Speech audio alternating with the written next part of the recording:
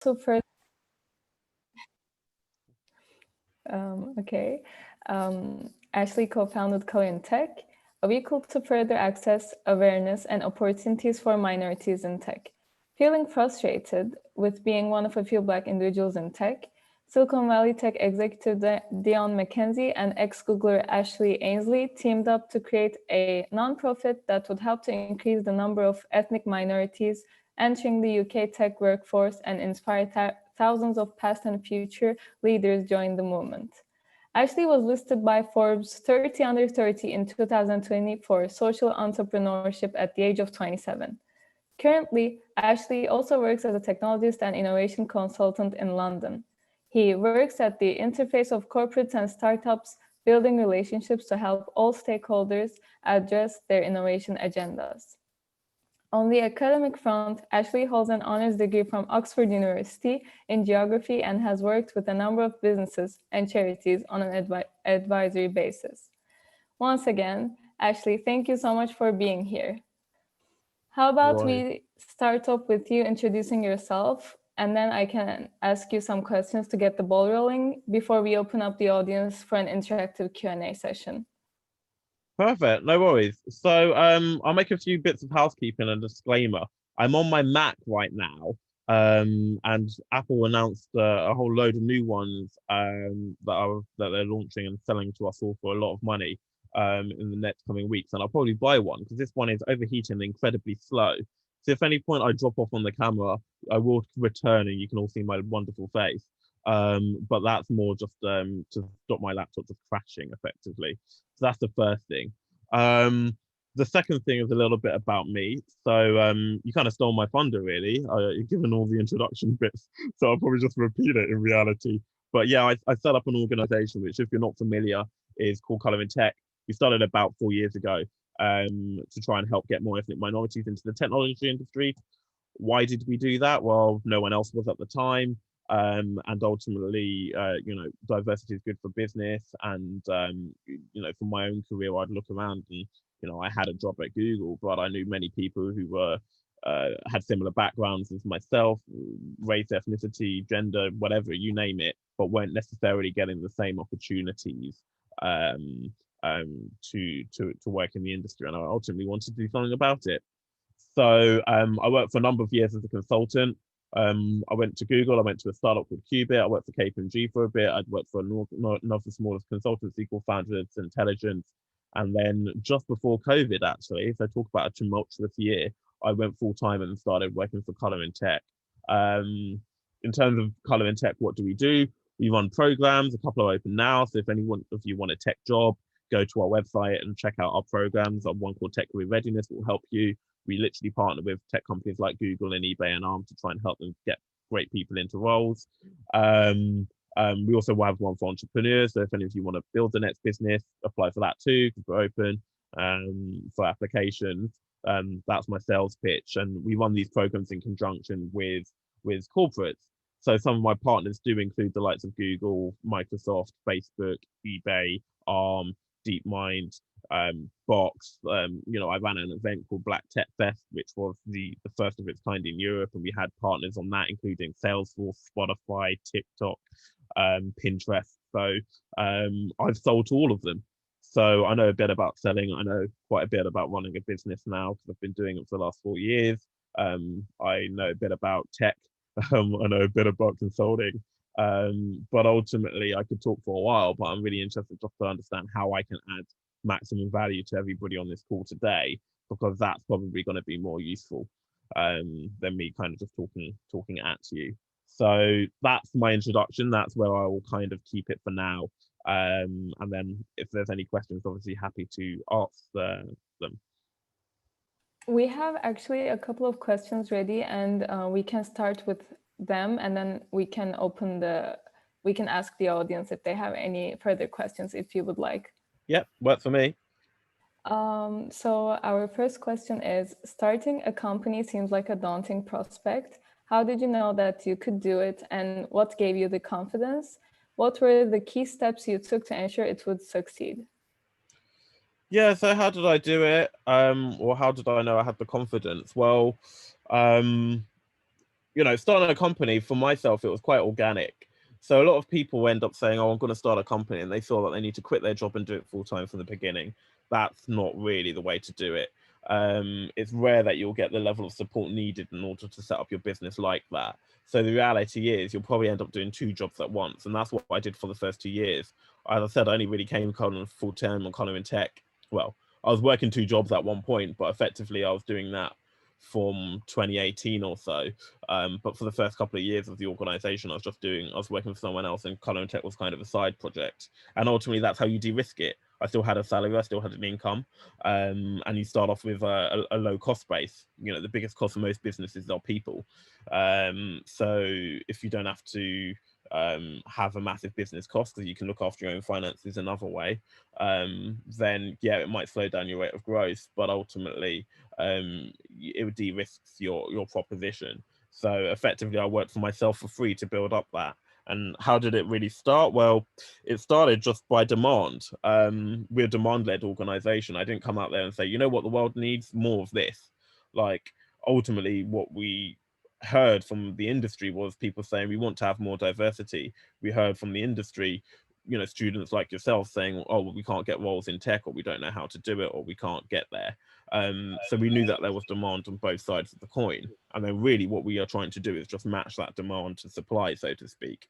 And that's kind of how we approach building the organization. So for us, it was quite easy to start because we always knew that there was demand for what we did. We started by working with universities at first, who gave us a little bit of money. And then we got quite a lot of money from Google because we started doing that work well, and they wanted to back us because they fundamentally believed it was an issue. So does that answer? I think those are the first two parts of the question. What was the final bit? It was the key steps you took to ensure it would succeed, and the other section was about how did you believe in yourself, and about the confidence section. Okay. So steps that we took to make sure it succeeds. Well, as I said, you know, de-risk the business. Don't take on costs until you know you can afford it. Didn't take on people until we had enough money in the bank where I knew I could afford to pay them for a significant period of time. You know, business is only risky if you've got something to lose ultimately. So what would I be losing? Okay, a bit of time, but I didn't think that my time was something that I was going to lose because I was learning along the way. And ultimately, yeah, like, you know, that was the case. You know, for those who aren't familiar, effectively I run a B2B business. I don't sell to consumers, I sell to businesses. So you know, that's one of the things that we do. And, you know, how did I have the confidence? Well, again, it's very demand driven. It's very easy to be confident running a business if you get your potential customers telling you that they want to solve this problem, and you get your potential I suppose end consumers telling you that this would help them solve that problem. You know, at that point it doesn't feel a big risk or particularly scary, because you're like, well, you know, if you believe that, then you'll pay me to do it. No. And if they pay you to do it, great, you've got a business. And if they don't, then you know they're not that serious about it, or your proposition isn't strong enough, or you've not sold enough. And if you don't sell it, then you don't deliver the goods or the services. You know, that's the fundamentals really of business. So that's kind of, you know, why I had that confidence. It wasn't like oh, I'm going to be an entrepreneur today. I would really say to people, you know, seek the demand, where are the problems, and ultimately, how do you know people willing to pay for it? Like, really test and build that into what you're trying to do, because ultimately that will help you have the confidence to run any sort of business, and therefore de-risk it for yourselves. Thank you. Thank you for your answer. And our second question is, you work at the interface between corporates and startups. Why did you move into this role, and how does it compare to your previous work? Has your role here helped you to discover what makes a successful business? Yeah, so I've been fortunate, I suppose, that I've been able to work in both big tech company, small tech company, big consultancy, small consultancy, and therefore corporate. And that experience is really helpful for me on a number of different ways. For example, I know what corporates spend on certain things because I've been there. I know how much, you know, certain deals and contracts are worth. That helps me benchmark my pricing. I know how much energy, time, and effort it takes to do certain things in big companies. So if I can move more quickly or more agile, that can be a selling point. Again, I've experienced that. I know what it's like to work in a small organization, which gives me a bit of perspective on how worried I should be about things, i.e., am I really worried because I don't have this policy or process in place, or because I don't have this product feature or this thing? Well, I've been in the experience where I've been in a small organization which is constantly making those decisions. I've been in a situation where things are broke. I've been in a situation where I'm telling clients that things that we promise them aren't ready, and why I think learning at a startup is really useful, because whether the startup is successful or not, kind of don't care. I mean, I have a few shares here and there, but the reality of it is that the best thing that I was doing was learning and building my network. Literally today, just my last email that I sent was in reference to somebody that I met at a startup when I was working there that I'm still in contact to, and is going to do me a favor. The network that I built when I was at a startup is the most useful thing, probably one of them. In the bucket of one of the top 3 useful things that I did there. It's been useful. The second thing is the knowledge that I built. Knowing a bit about tech and how that worked, that was super useful. And then the third is actually just understanding the fundamentals of business, knowing how to sell, knowing how to upsell, knowing what people pay for things, knowing how to frame that was really useful experience. And that's stuff that I didn't pick up at a corporate. So you learn different things in different environments. As I said, it wasn't that I didn't learn things at corporates. Like, I built my network, my first network at Google. Google are still today my biggest customer. So, knowing stuff, and they're in my house as well. So knowing stuff about them and how they work and how they're structured and their teams and all of those things is incredibly useful and helpful for me too. So that's not to say, startup over X, Y, and Z. It totally depends on what the lesson is to be learned and how you can learn it. Thank you. And we have one more question. As a young person, how do you make yourself stand out when competing with older and more experienced professionals in the entrepreneur space? Yeah, I mean, so in the entrepreneurial space, that's an interesting thing. I think, in a way, I want to kind of say, I don't say age doesn't matter, because that's a lie. I think what matters is your relevance in your market and what you can add in your USP. So what you can't compete on is age and experience, yeah? If you're doing something, you can't say I've done this for 20 years, yeah? That's not something you can do as a young person. So what are the things that you can focus on that give you an advantage as a young person? And it could be many things. It could be, well, I'm young and therefore I'm willing to take more risks, and therefore I'm maybe willing to work on a lower salary and operate at a lower cost for the business, and I've got more energy and enthusiasm to solve this problem. Lots of really early stage backed organizations are backed primarily on whether the founder can convince people to give them money or capital or support. So if you can convince people that you're willing to put in the time and effort, then that convinces them that they could potentially put in something on the other side of it. I think the second thing is, like, ultimately, do you know your market well? Experience is useful, because what you can say is, yeah, I've been selling enterprise SaaS products for the last 20 years. I know what people want. Yeah. So if you've only been doing it for a year or two, then how can you convince people that you know your market particularly well? Because the reality of business is, your business might be competing with people who have been doing it for 20 years as well.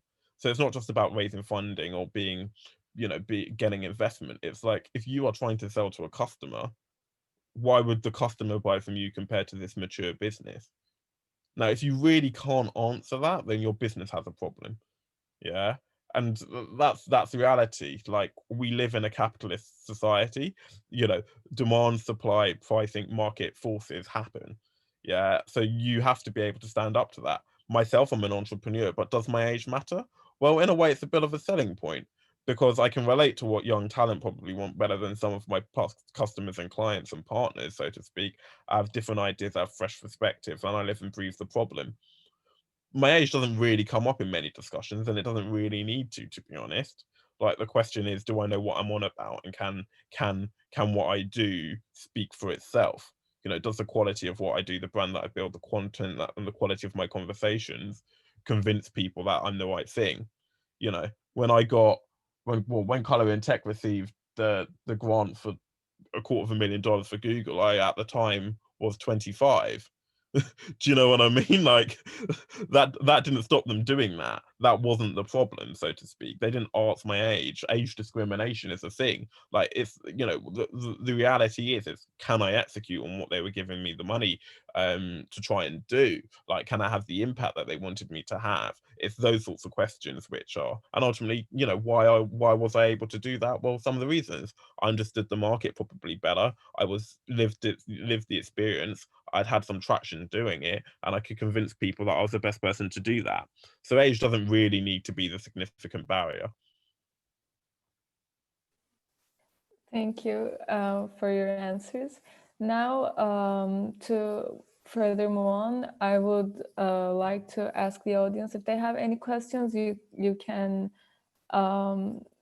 write in the chat section, or you can raise your hand if you have any questions.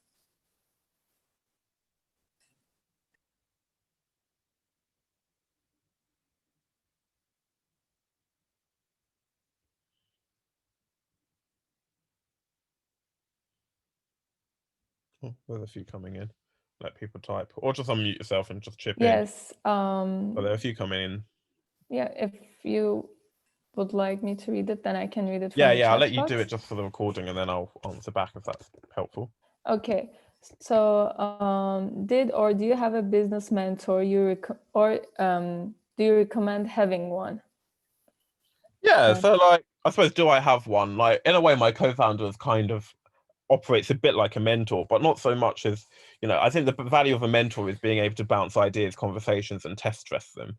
Like, my co-founder is what we do. We have ideas and we challenge them. And, you know, like this Sunday I was working, we had a 4.5 hour long conversation.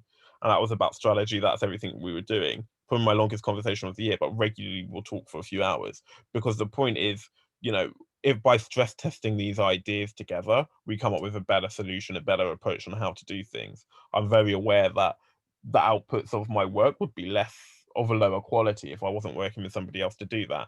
And likewise, so we have quite a good relationship in doing that. So I would stress that, you know, with a mentor, that's useful, and it's incredibly useful to be able to bounce ideas off. I don't specifically have a business mentor, but I don't see that as a problem. I think what I'm very confident and comfortable with is that we've got a really good working relationship where we can bounce ideas off. We've seen different things, we have good ideas, and we can bring those to the table. And I think that's what's really useful. So, you know, if you're looking for a mentor, good, go and get them.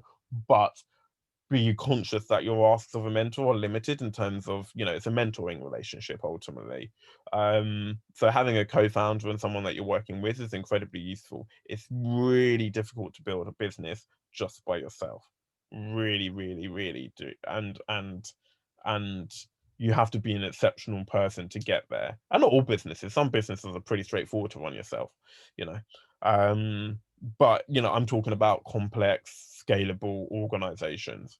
Some that require venture funding, some that are, you know, have multifaceted. You know, it's pretty easy to run a storefront on Amazon or eBay, or you know, set up a lifestyle business. Thank you. And the next question is coming from Pedro Garcia. He is asking, what is your best advice for the following 2 tasks? One, inspiring others to join your cause if you are starting a social enterprise to work with you. And the second one is, or if you want, I can add the second one later on. Okay, so yeah, so I'll go first. So inspiring. So ultimately, this is your first sales challenge, yeah? Regardless of whether it's a social enterprise or whatever type of business. Like, people think, oh, social enterprise, oh, it needs to be a bit different, it's a bit easier, it's a bit nicer. No, it's not. The reality is, it's just as hard to get grants as it is to get customers. And not all of our funding is grant. Like, we operate, you know, a big proportion of our business operates like a commercial entity. And we have contracts, and, you know, we deliver stuff with our partners and our clients, and that's how we operate ourselves. And we are subject to the same market forces as normal traditional businesses. And ultimately, you know, it's run for profit in that sense. But the difference is, I don't take the profit in a dividend. I reinvest 100% of the profit back into the business. That's the only thing that really differentiates ourselves, you know, in terms of how we think about the outlook of what we do. So So that's like one thing. So if I go back, the sales, ultimately it's a sales job. Like, you know, again, this is the market talking to you. If you cannot convince people to join your team, to work with you, to support you, to pay for things, to give you things, then either you cannot sell particularly well, or your product doesn't, or your product service, so to speak. If you're struggling to bring people on board, that is the market telling you that you need to fix something. Now, it could be the price, so test the pricing. Is this just too expensive? Would people do it? Don't give stuff away for free, because that don't test anything. Lots of people take stuff for free. Like, it's, you know, if you're building an enterprise, you're doing it, you need to turn over stuff, so do it for money. So you can test pricing, though. Sometimes things are too expensive. Sometimes we've asked for much more money and we've just not got it. We have to test and adjust our pricing. You know, negotiations. I'm in negotiations right now with an organization about let's find a price point. Did a very big negotiation a couple of weeks back, actually, for, you know, a significant 5 to 6 figure deal. Like, that's negotiation. You've got to test the market. How do you convince people early on? Well, look, if your idea is good enough and your story and your compelling is good enough, then that will come. Like, if you're really having to do a hard sales job and chase people, then that's not. The one thing that I would actually say is don't really look towards your friends and your family. Like, that isn't traction. A lot of people say, oh, well, my friends and my family would buy this, or how many people do I know? The real proof in the pudding is, can you convince people that you don't know to do these things? Now, obviously, in a physical world, yeah, you could go to meetups, you could go to events, talk to people and do stuff like that. You know, reach out to people on LinkedIn, cold, see if they're interested, see if they would be interested in having a chat or a coffee or whatever it is. You know, you've got to put yourself out there a bit in order to do these sorts of things, and then just see how that's going. Because the real test is, can you convince people that don't feel some sort of allegiance to you to do things? I don't sell to my friends, and I don't really like it when my friends try and sell to me, because I feel a bit guilty if I don't want to buy the product, or I feel a bit, you know, it's just a bit awkward ultimately. Like, it's a lot easier to have commercial conversations with people you're not friends with, because then you can just make it very professional business. And it's the same, like, everyone that we've hired, like, they've not been friends of myself. I wouldn't want to work with my friends. I wouldn't recommend people to work with my friends. Actually, that's a lie. I do work with someone that I know, but I wouldn't say we're friends. And not in a rude way, because we kind of were friends, but me and Lily, you know, we'd go a year and we wouldn't talk. So that's kind of, you know, but the reality is she wanted to work with us because she bought into the vision. She knew me and she knew what we were doing, and that's kind of the thing. And I would say, yeah, in a way I am friends with my colleagues, so not in a horrible way, but in the sense of, you need to go beyond your friends to be able to sell things to people. Because yeah, your friend might buy something because they like you, or they might join you or help you out because they like you, but that's not really the market. And ultimately you need to build something bigger than just your own network and your own circles. Thank you. And the second part of the question is, what is your best advice on how to organize people who may be convinced to join your cause into a team that can achieve the goals you set? Well, again, this is where we're like, you know, are we just like a society or are we a business?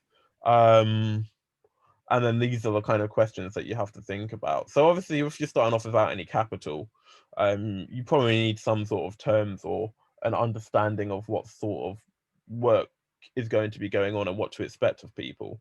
Because ultimately, you know, if you're not paying me to do something, you know, you need to get someone to agree to do something. You need to agree on the terms and the conditions of that. um it's super important to line those out from the very beginning. And then ultimately, you know, if you're running like an organization, hold people to account on that. If someone says they're going to do X and Y and Z, you know, follow up and make sure that they can do X and Y and Z, etc. The only thing is, if there's no contract, you're not paying them to do it, you've always got that risk that, well, someone will be like, meh, or I can't do it, or I'll go away, or whatever. So you want people who really bought into the vision, people who really are infused and as energetic about the idea as you, because then they will spend a similar level of time and enthusiasm on it. You know, they will do it when they're not getting paid to do it, because it's something they're interested in and they want to do. And how do you organize your team? Well, you find those people and you put them in the positions which need the most sense. As a founder, you need to be able to do a bit of everything. And if you can't do a bit of everything, you need to be able to identify what you can't do and get people to help you on the bits that you can't do. So that's what you're going to need to do. So, you know, starting off, I would, you know, work on yeah, what are we going to do? Who are we going to do it? What sort of timescales will we do? Is this feasible? Is this reasonable? And then try and hold people to it. And you will lose people along the way. As I said, it's a lot easier to lose those people if they're not necessarily your friends. It's a bit awkward if they are your friends and you're working with something on them. It's not impossible, but it's not always easy. And then hold people to that. There's lots of advice out there. Follow the Color and Tech newsletter as well on equity and how much, if you start a business, how much share capital you want to give to people. There's probably more than, well, there's lots out there. There's probably more than I can go into now, but have a serious think if you're going to give somebody a stake in your organization, what that is and how proportionate that is to the value that they can add. Because yeah, you don't want to end up giving away 25% of your organization if they can't add a lot to what you're doing. Because that 25%, again, what is it worth? It's only worth something if you can sell your organization. Thank you. And Nandin is asking how you prepare your pitches. Know your story, I think, is the key thing. Like, ultimately, I don't really practice, I don't prepare for pitches or anything. I know the story, I know what I'm selling, and that's just what I do. I'm so comfortable about it, I can talk about it, and that's the position that you need to be. Like, yeah, it's good to practice, and so everybody's different. It's one of my skills, I suppose. So like, it's good to do that, but don't over engineer it. Know your story and sell the story, sell the vision, sell what people are buying into. That should be far easier than I need to remember line A, B, C, D. Like, tell it as a story and don't over engineer it. People like people. Like, if you're relatable, if you sound like a normal person, then people relate to that. So if you forget you've mentioned one thing, um, you know, that's just life. You can come back to it. I think what I would say is if it's a really important pitch or something you want to do, have 3 or 4 points or however many it is written down just in bullet points. Not so that you're reading though, but so just like a conversation, it reminds you, oh, I want to talk about this and this and this. Just so you can remember those. Or like, if you've got a slide deck, you've got 10 slides there, know the deck inside out. Then it's not a surprise when something comes off the slide and you don't need to be reading the screen. Less text. This is what you'll learn in consulting land. I'm a consultant. Less text, keep it light and talk to it. That's one style of deck. Obviously, there's other types of decks, but keep it light, talk to the story. If people are engaging with you, that's going to be a better pitch than if people are trying to read a million words on a slide. Thank you. And the next question comes from Michael, and he's asking your 3 biggest mistakes. Oh, good question. I don't actually get asked this one a lot, so I'm actually gonna have to think about it. Biggest mistakes. One that comes to mind is hiring. And knowing when that went well and when it didn't. One of my mistakes and something we should definitely be better at, or that I could have been better at, or I've learned along the way, shall I say. Maybe it's not a mistake, but it's something that I've learned that I need to do better next time around and have done. When it comes to hiring, getting the right people is so important. If you have the right people, they make such a difference to so many things in your organization. That's why people are the biggest cost in a business mainly, and that's why there's so much money in recruitment, because the right people accelerate businesses and the wrong people slow them down. We had a situation at Color and Tech where we didn't use, for want of a better word, the people that we had in the best way possible to maximize what they were good at and to minimize them doing things which they weren't so good at. And that slowed down our organizational progress. That probably lost us some money along the way as a result too. So, what I needed to learn from that situation, I suppose, is like, how do we identify what people are really good at and get them doing that and less of the things that they're not good at? And if that means that we have to bring in new skills, or we have to move people on, or we have to change how we're structured or doing things like that, then we have to have those conversations. But delay and dithering is bad ultimately for business. And that's why look at this COVID situation. You'll see businesses furlough people immediately. You'll see business make people redundant immediately, because people are massive cost, and the cost of getting it wrong is super expensive. So if you're British Airways and you ain't flying too many planes, get rid of the people. Like, and not in a rude way, but they're a cost to the business. And if you think about it from a business perspective, we cannot be paying for people who are not additive to the business. Thank you. And our next question is from Thea. And she's asking, what is something you wish you had done in university that would have helped your career now? Um, it's gonna sound quite funny. I was actually say go to the gym. I go to the gym regularly now. No, but the reason is because actually I have been more productive working when I've gone to the gym, because it's good to go and do some physical exercise, get a break from working, being productive, and having some routine. Those things are incredibly helpful just in life and incredibly helpful in business. And I actually found in my first job when I started to go to the gym, I take an hour and 15 out actually going to the gym, but I would still be leaving at the same time because I was actually more productive in my time.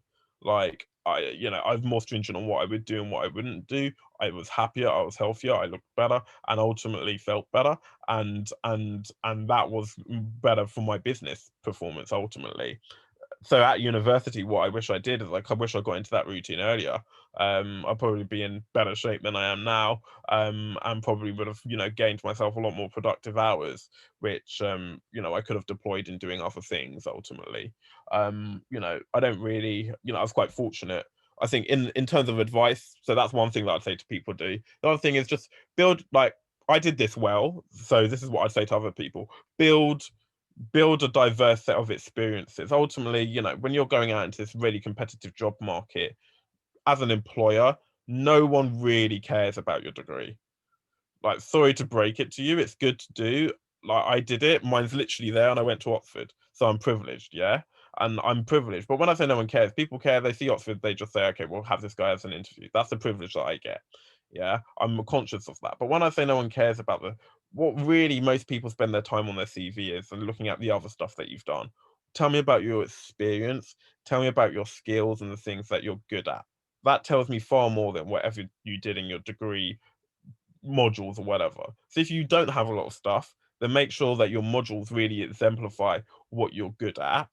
But really, my top tip would be to have a really diverse range of stuff that you can talk to, a really good range of experiences and stuff, whether it be societies, whether it be leadership, whether it be people management, time management, content production, whatever it is that you can write. Because ultimately, when you're going for a role, like, those are the skills that people have been trying to pattern match with what they're looking for from an employment point of view. Right now, I'm hiring for someone to do our community socials and content. I don't really look at where they did their degree. I'm not interested in that. What I'm looking at is, do they have relevant experience to the role? So how do you, at a really early stage, get as many things that you can make relevant to the sorts of roles that you're making or the roles that you want? That is the best thing. So yeah, get a 2-1. You know, do people really care 2-1 on a first? Very, very, very rarely. That's not me saying don't not get a first, but the reality is people don't really care. So I'm just being honest with you. That, what people would rather prefer is going from getting somebody, who's on a 2-1, who's had really great work experience and is a fantastic sort of person to work with, rather than someone who doesn't have a lot of that and got a first at uni. Thank you. And Mohammed is asking, what is the key to the success of a business? Or making money. Profit. So I say making money. Making money is the wrong answer, because revenue is vanity, profit is sanity. Yeah, if anyone knows that phrase, you can be turning over lots, but if your costs are higher, you ain't making a successful business. Yeah, the key to a successful business is profitability. Simple as it is. Okay. And our next question is, how do you go about work-life balance? Do you have some tips on how to disconnect from work? It's one thing I was kind of struggling with, and actually I was trying to chatting to my team actually about that. So the tip that I said, the best tip that I had is actually break up your day. Honestly, incorporate exercise. One of the things that society does really badly when they leave school is they don't do a lot of exercise. Um, yeah, it's got lots of physical and mental health benefits, whether that's playing a team sport, whether it's five-a-side after work, whether it's badminton on the weekends. But try and build in a good few hours of exercise every week into your routine and stick to it. And it's a bit hard to get started sometimes, but once you're in it, you won't regret it. If you talk to people who consistently go to the gym, they will tell you that they really like going to the gym and they don't miss going to the gym. Like, that is universal. And the reality is, like, it's because they've built a habit of routine and they feel the benefits from it. So I think that that's really helpful. I think it's a lot easier to switch off when you don't work for yourself. I can't pretend that I've got the balance right when I have been working for myself. One thing I do is go on a lot of holidays. In a way, they force you to decide, am I taking my laptop or not? Like, it's a hassle to get on Wi-Fi. Am I going to pay to have data or not? It forces you to really have those conversations and think, no, actually, I should be switching off. I'm not going to do that. So I'm only going to check my emails when I'm on Wi-Fi. Like, do you know what I mean? Or I'm 4 hours away. I can't be on at the same time as everybody else. So I'm not going to do those calls. So the other thing I'd say is definitely use your annual leave where you have it. Try and maximize it. Go see the world. It'll make you a better person.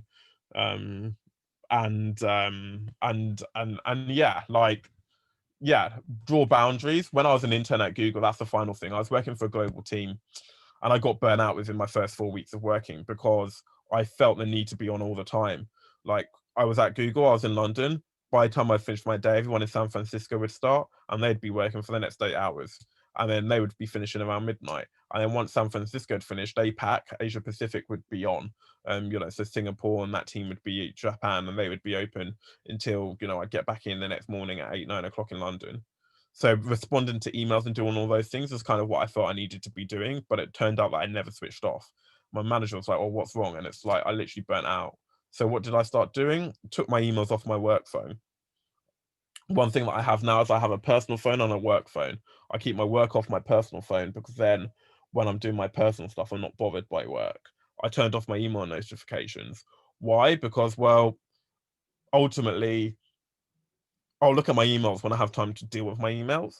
I know I will have emails, but when I was just getting lots of email pings from people, it would be, oh, I need to respond to people on their time rather than my time.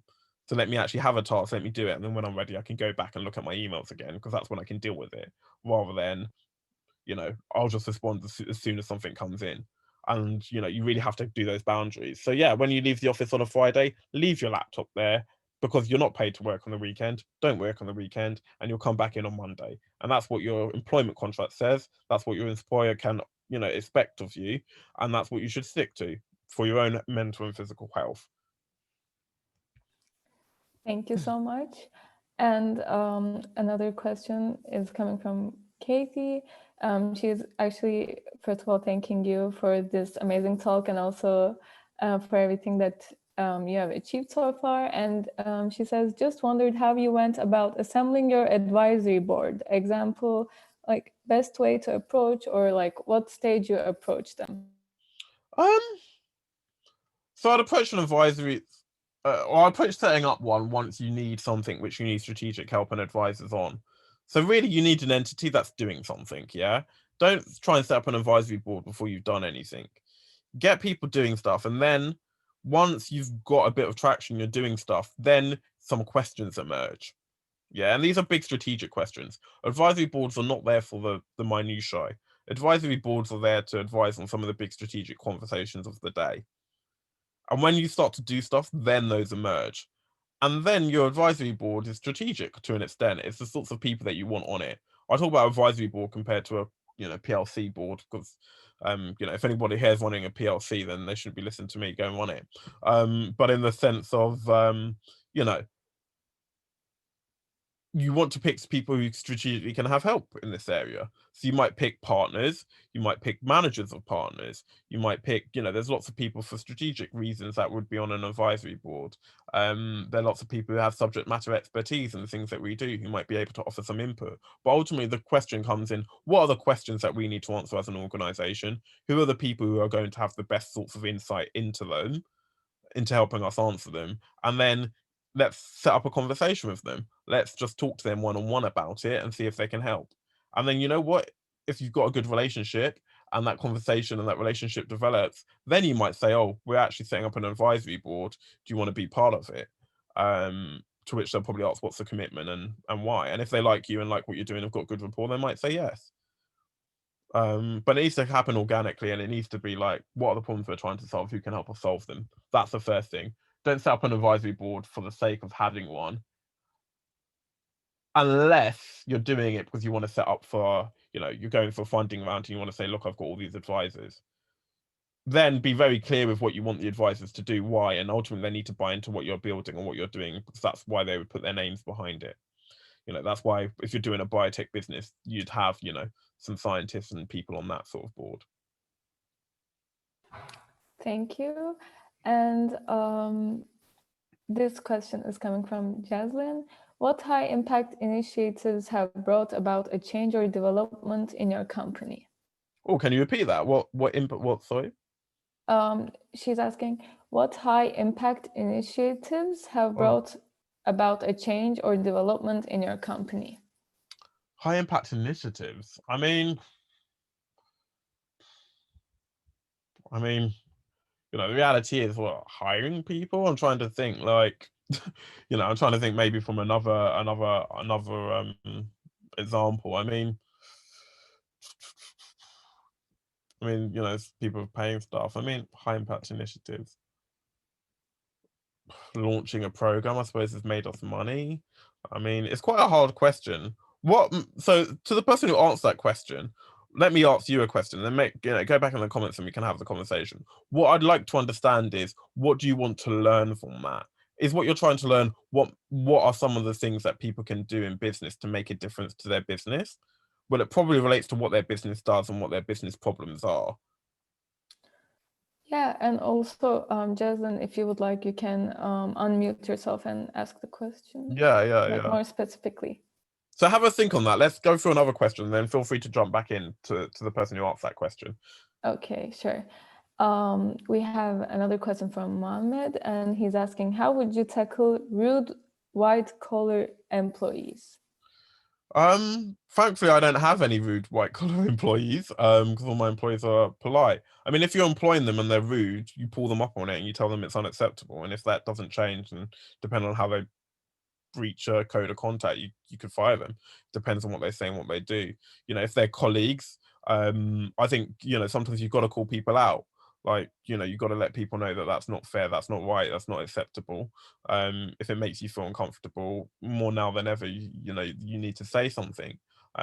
If there are some reasons why you might not feel comfortable, find an ally, find another person in the organization who you can confide in and who can maybe voice that for you, or deal with that appropriately. For example, if it's something around sexual harassment and you're not comfortable with dealing with somebody on that basis, go and talk to somebody in HR and raise it as a complaint.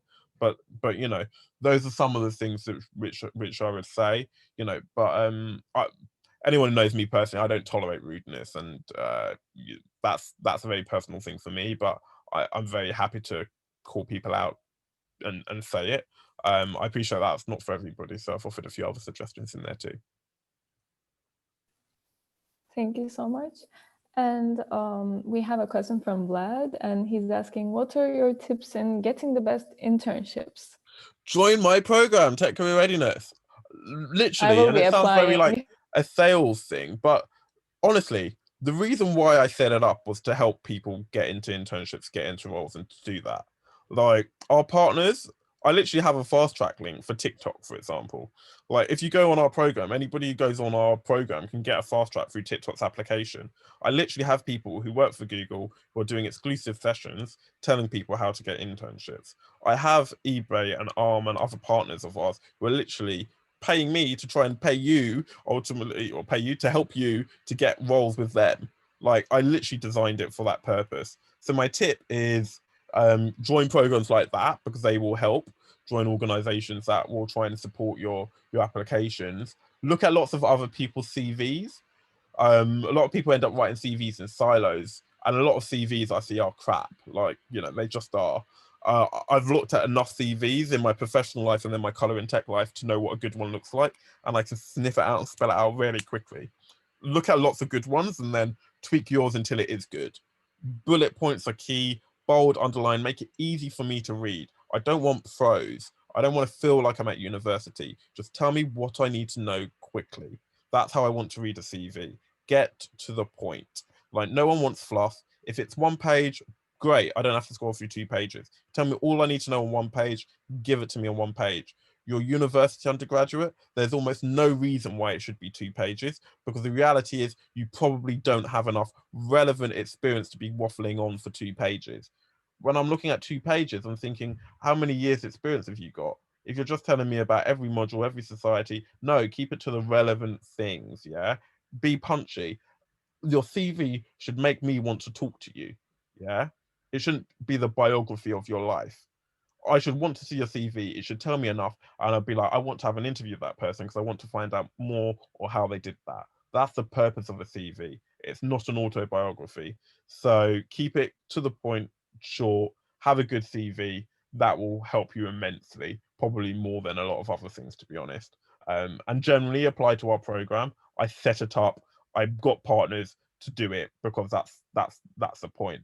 And from my perspective, there's probably no much more that I could do. I literally employ people to help you. So if you don't want my help, then don't ask. I was actually also editing my CV today, so this is very efficient advice. Thank you.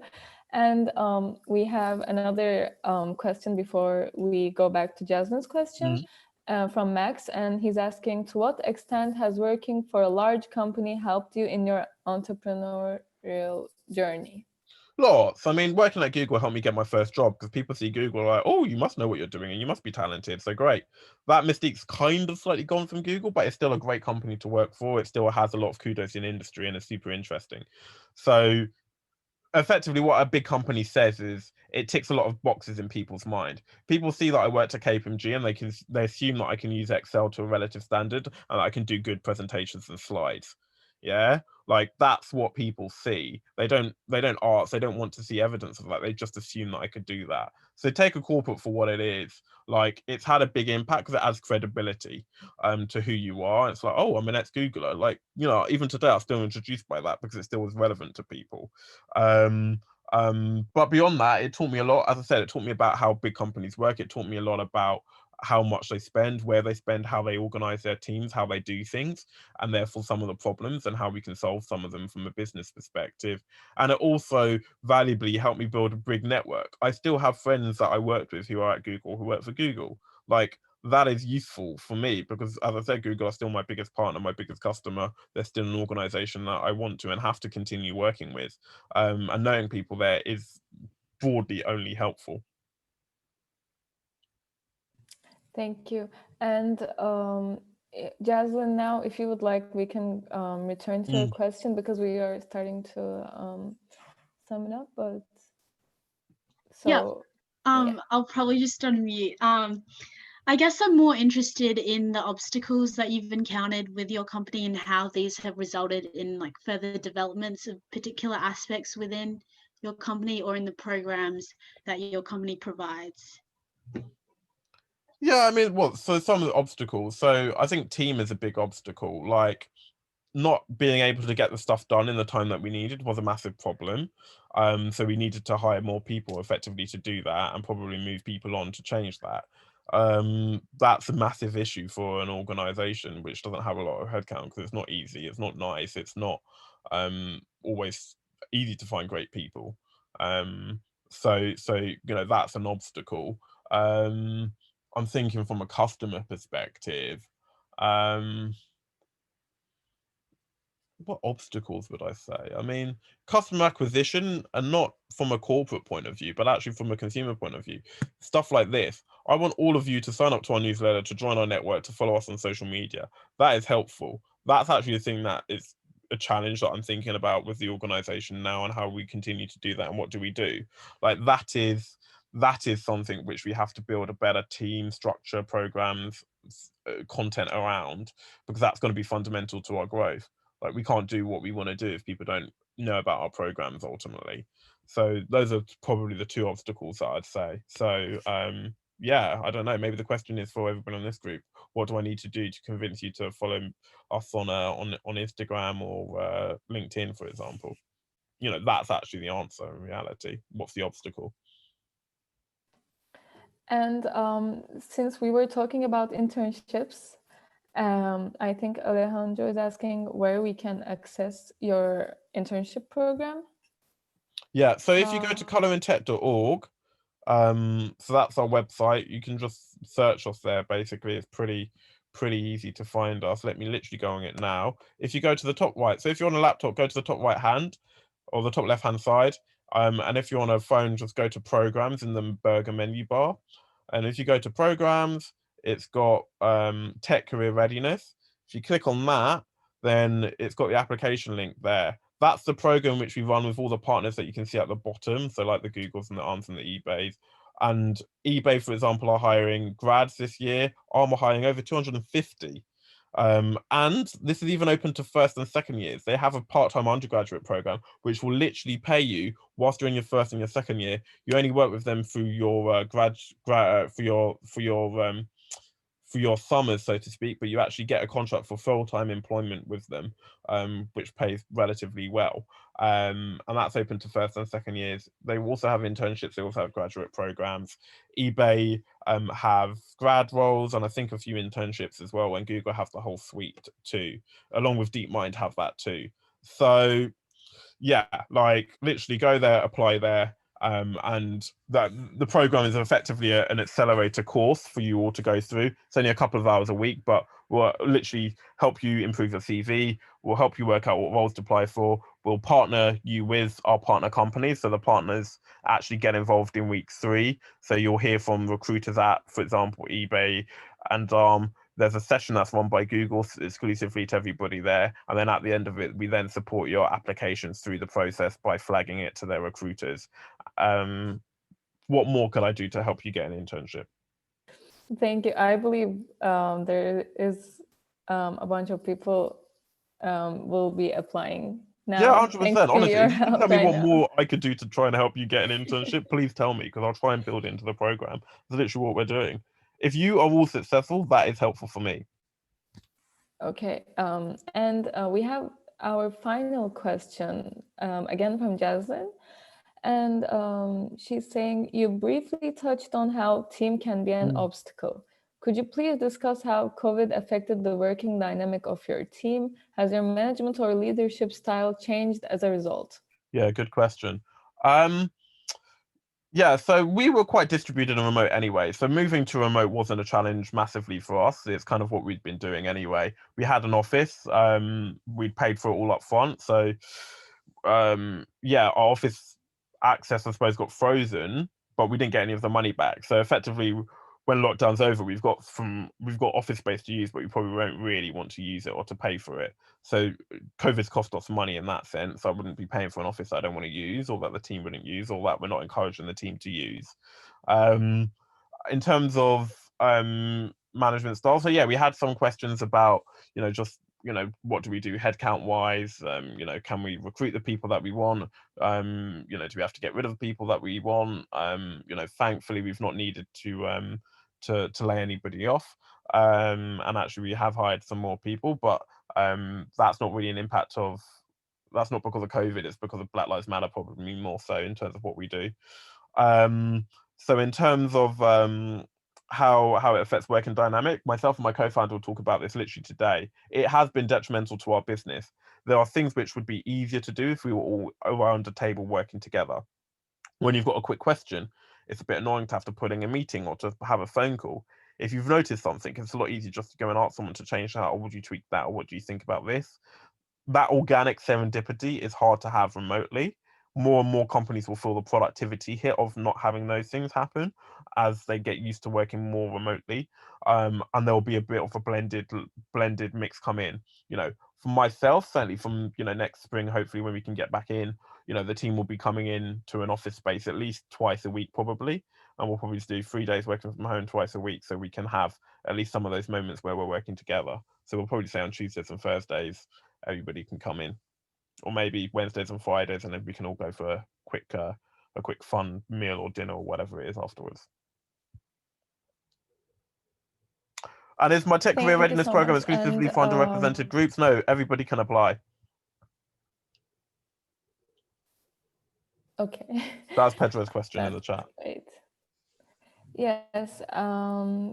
And before we close today's session, can I take a screenshot of our Zoom setting to share it on our social media on UCL Entrepreneurship Society? Yeah, of course. And I'll make one more thing that I'll say to everybody. So My organization literally is designed to try and help all of you folks be successful, whether that be on entrepreneurship, internships, or whatever.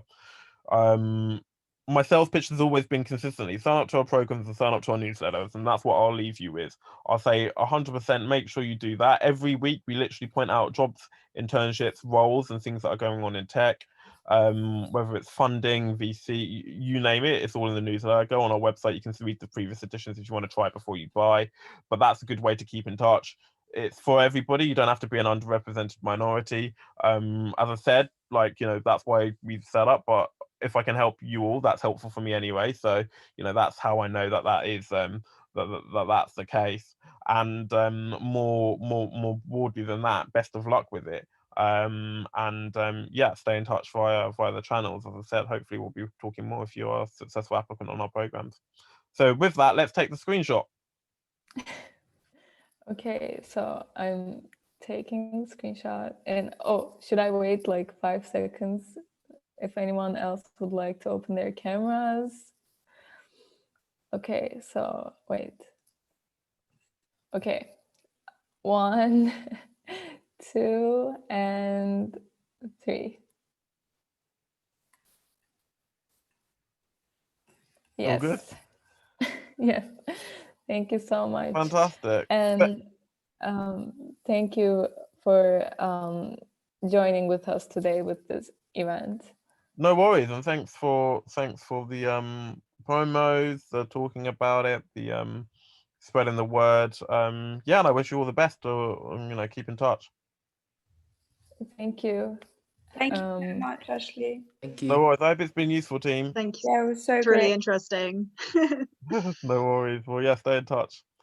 Take care, all. Bye. You too. Goodbye. Bye.